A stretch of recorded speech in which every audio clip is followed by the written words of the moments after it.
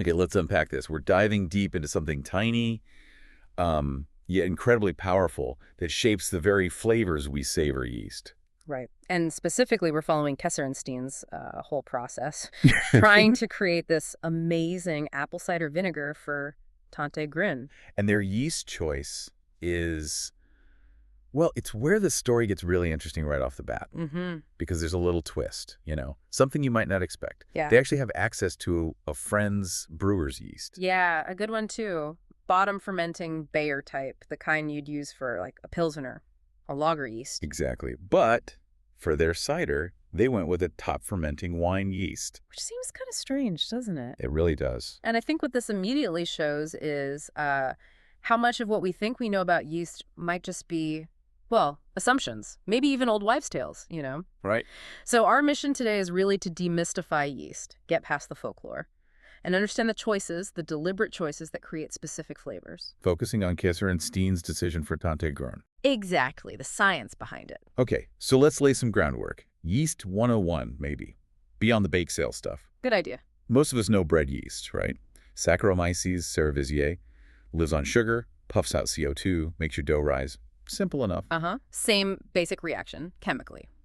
Sugar to energy. But for wine or cider, we're still using that reaction. But the goal isn't just CO2 bubbles. Right. The prize is the alcohol. Same equation, different desired outcome. And we need to talk about different types of yeast, too. Definitely. It's crucial to distinguish between, say, wild yeast, the stuff floating around naturally, and industrial or culture yeast. The ones brewers and winemakers actually buy and use deliberately. Precisely. And you hear people say these strains were developed, but it's maybe more accurate to say they were selected. Carefully chosen from nature. Like finding the best ones and then growing pure batches. Exactly. Propagated into pure cultures for consistency. Think of pioneers like Jacobsen or Wiibroe. They were key in selecting and sort of refining those bottom fermenting brewers' yeasts. The ones still used for great beers today. Absolutely. Foundational stuff. Okay, so these amazing brewers' yeasts exist. Jacobsen refined them. Kesser and Steen's friend has this kind of yeast. A direct line, potentially. So why then are Kesser and Steen using a wine yeast for cider?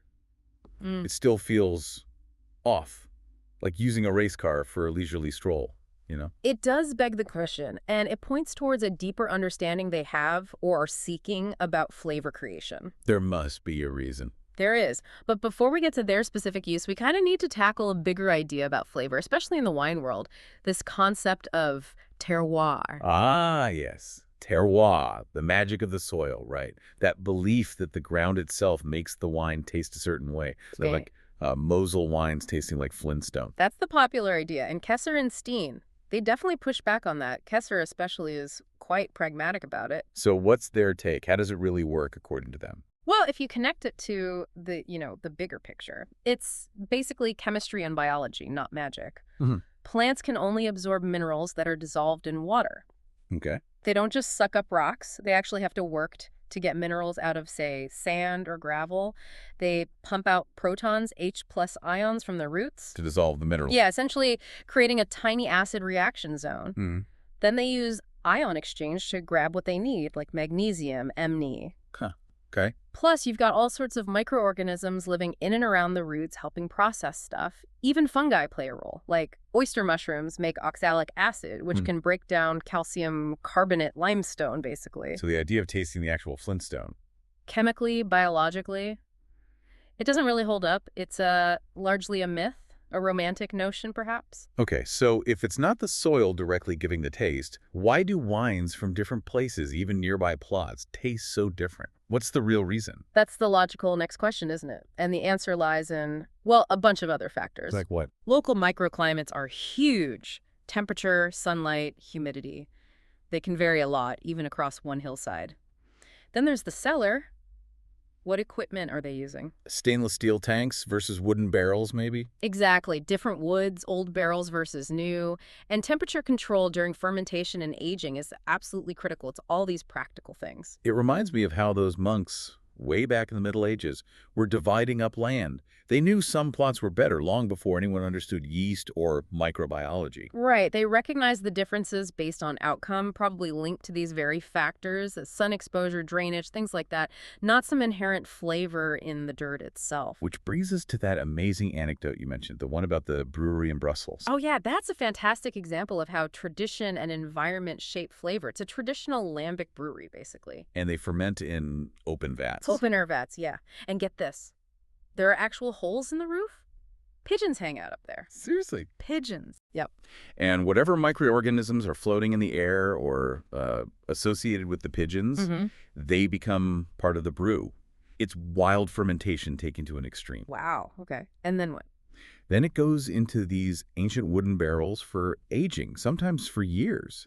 Those barrels have their own resident populations of microbes built up over generations. Stuff that would probably horrify a modern, sterile brewery. Oh, absolutely. It would shut them down instantly. In fact, health authorities apparently suggested they improve hygiene, clean things up. And they said no? Flat out refused, because changing that microbial environment would completely change the final beer. It is the beer, in a way. Even how the barrels are stacked can affect the taste. Incredible. So seeing things like that, Kesser and Steen basically concluded what? Their deduction was pretty clear. Forget mystical soil stuff. Taste, especially in fermentation, comes down to two key things. The method you use and the specific yeast involved. Right. The controllable and the microscopic. Pretty much. Okay, so let's zero in on Kesser and Steen's yeast then.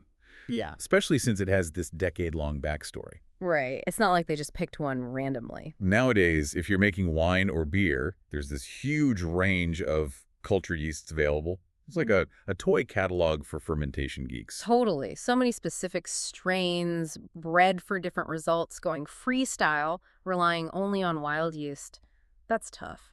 You need incredible skill and maybe some luck to get a consistent, good product every time. Especially one you can sell. Exactly.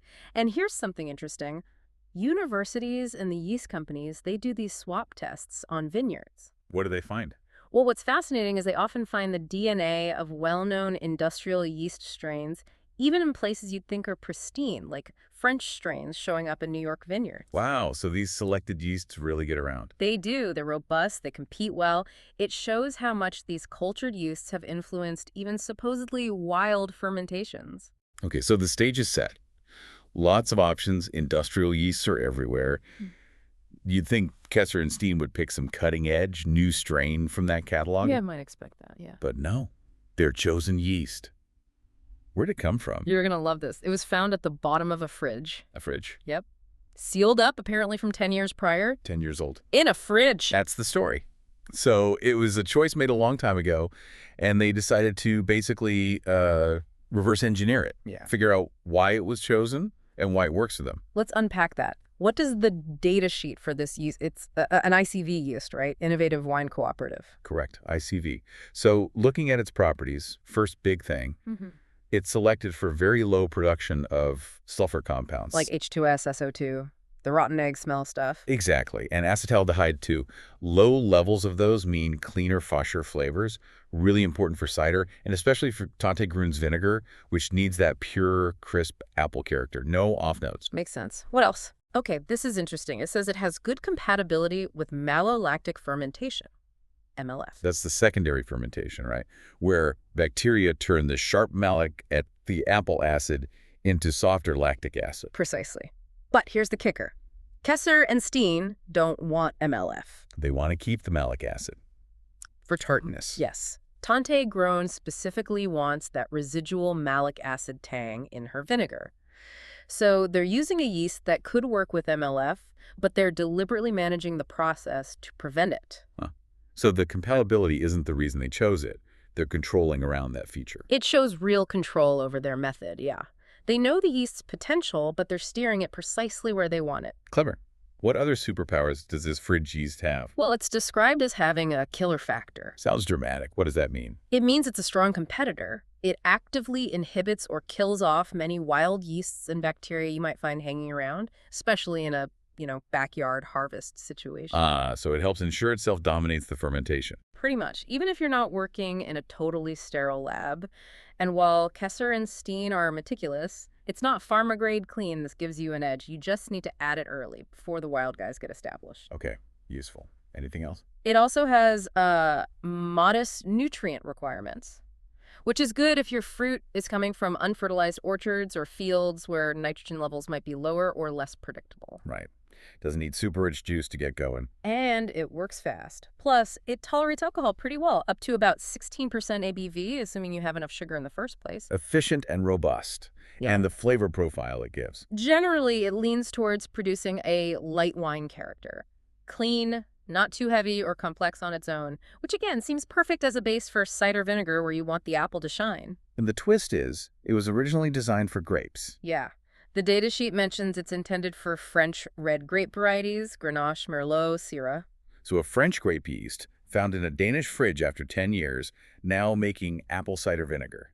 That's quite a journey. It really is. And I guess the data sheet covers the practical stuff too, like how to wake it up. Oh yeah, rehydration instructions, optimal temperature ranges, all the technical bits. And it highlights that this kind of quality-tested yeast isn't free. Right. It's checked for impurities, other microbes, heavy metals. Hmm? There's a cost associated with that quality control. Definitely. It's an investment compared to just, hoping for the best with whatever wild yeast shows up, which also explains why sometimes people share yeast. You buy a big 10-kilo bag, maybe you only need a little. So you share with neighbors also doing fermentation projects. Makes sense. A little microbial collaboration. Exactly. It underlines the value placed on these specific selected tools. Okay, so let's bring it all together. What does this deep dive into yeast tell us about Kesser and Steen's project for Tante Grün? Well, I think it shows that yeast isn't just some background ingredient. It's a really complex biological actor. Shaping flavors, driving the process. And challenging those old myths, like terroir.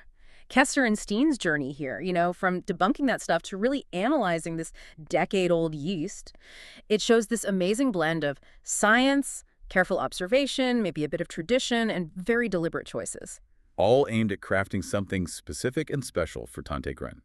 Every little detail matters. Absolutely. From the macro method down to the micro yeast selection, it all contributes. It really makes you think about the unseen forces at play. It does. And maybe a final thought for you to ponder. This focus on yeast really highlights how much the microscopic world influences our tangible experiences, our senses. So it kind of raises a question. What other hidden, intricate details, maybe in your own work or life, are shaping the final outcome in ways you haven't even realized? Oh, that's a great question to chew on. And remember, this whole fascinating yeast discussion, it's just one important piece of the puzzle in Kesser and Steen's project for Tante Grün's apple cider vinegar. Just one part of a bigger story. It's exactly. So much more to uncover about their methods and their journey. Make sure you subscribe so you don't miss the rest of their incredible work.